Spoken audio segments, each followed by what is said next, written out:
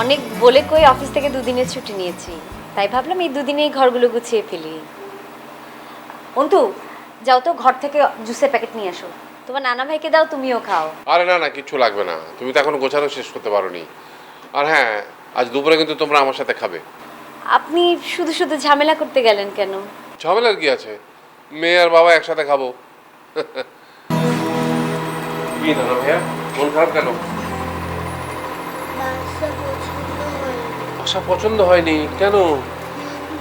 বাবার বাসা এই বাসা থেকে অনেক সুন্দর। মা, চলো না বাবার বাসায় যাই, বাবার জন্য অনেক মন খারাপ হচ্ছে। অন্তু, যাও তো এখান থেকে, যাও, মাকে কাজ করতে দাও। এ বাসা তোমার পছন্দ হয়নি না, কেন? বাবা বাসায় নিয়েছে। এই নানা ভাইটাকে পছন্দ হয়নি? হয়েছে।